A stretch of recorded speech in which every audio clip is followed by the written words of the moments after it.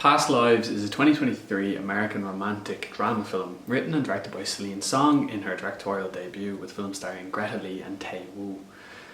The film focuses on the lives of two childhood friends over the course of 24 years as they effectively separate from one another and find their way back and separate and find their own existence separate from one another, their cultures and the way in which they thought they were going to be raised. It has come out after the film that it is semi-biographical on Song herself, and the use of inspiration from that is kind of clear to see as the film progresses. It premiered at Sundance back in January 2023 and it did then receive its wider release in the US back in June of last year. It received positive reviews and was named in multiple top 10 lists before going on to receive 2 nominations at the Academy Awards for Best Original Screenplay and Best Picture. The film was distributed by A24, who I have to say are having an absolutely phenomenal past 12 to 24 months. Like, it's released everything everywhere all at once. Aftersun, The Whale, The Zone of Interest, Iron Claw, and of course this. It's kind of insane distribution from a studio. I have to say, great work, 10 out of 10. Normally when I sit down after a film and I decide I want to talk about it, it's normally quite easy to think of what you're going to say, or at least what the themes of the film would be.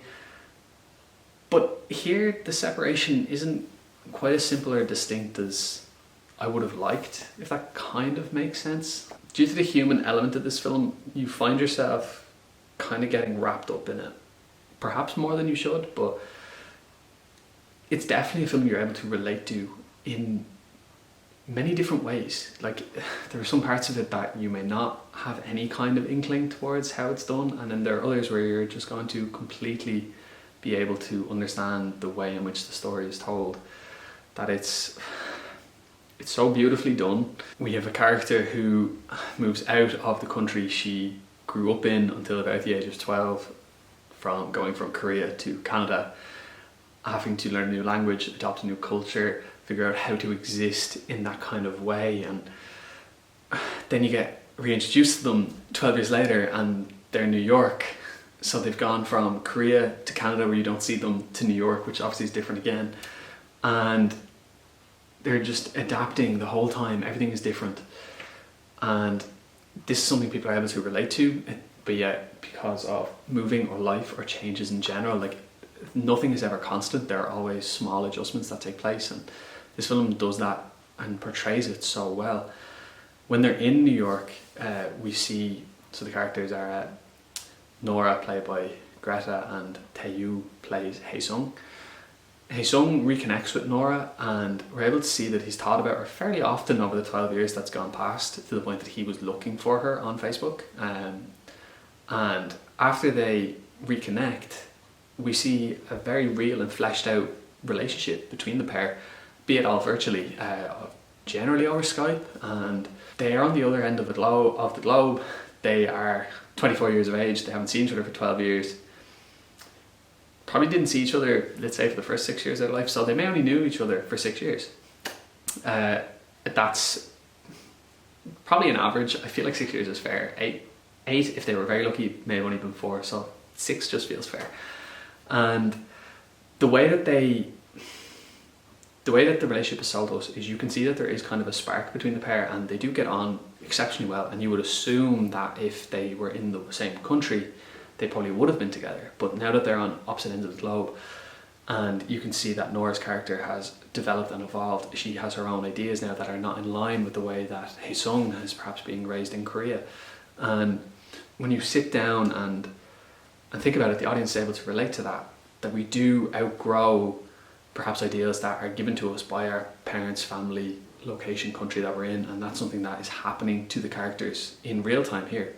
The hardest part about this is Nora comes to understand that due to time difference and location, she's investing pretty much her existence into this online relationship with Hae-sung, and they have a conversation about when they could conceivably see one another. And it comes out that it's somewhere between the next 12 to 24 months, and Nora then decides to call it quits. She says she doesn't want to talk to him for a while, and she just wants to live her life.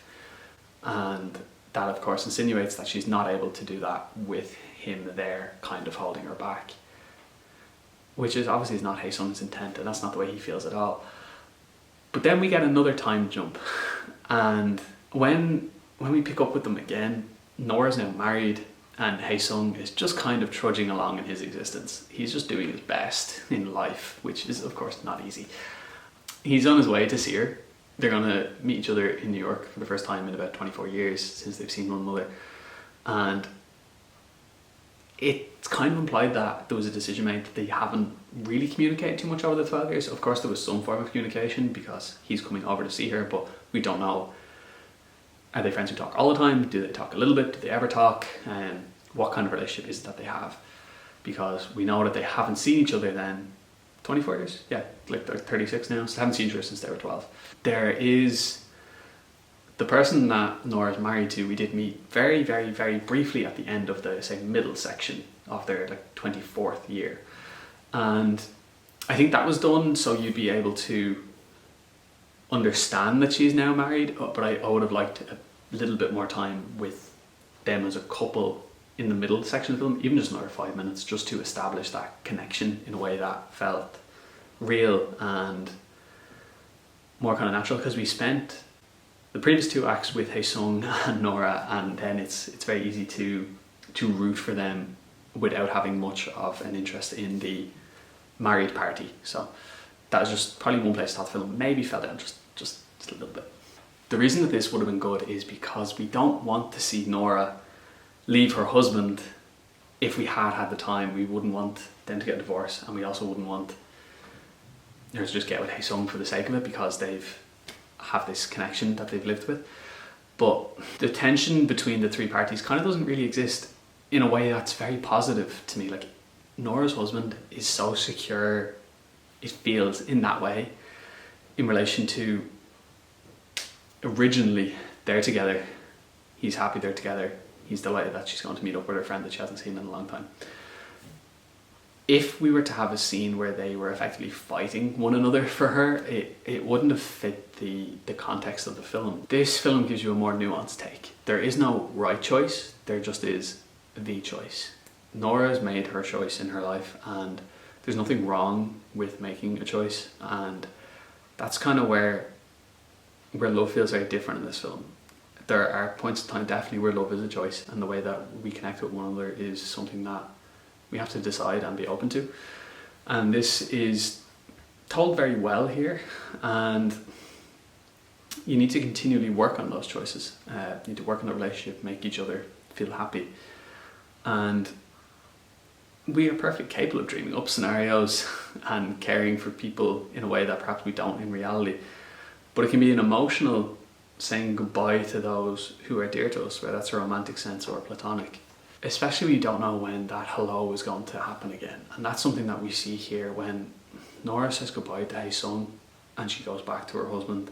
She does effectively break down, and if it wasn't for the way the film originally opened with the 3 of them having a drink together, and there were people in a bar passing comment to one another with regard to what it was, and they were trying to figure out the way that the relationship between the 3 kind of took place, I think in the context of the film, Nora's husband getting to see the choice that she made, and she's happy with her choice, but that doesn't mean you aren't allowed to kind of pine after for a little bit the life that you could have had. It's true this, that their love is able to endure.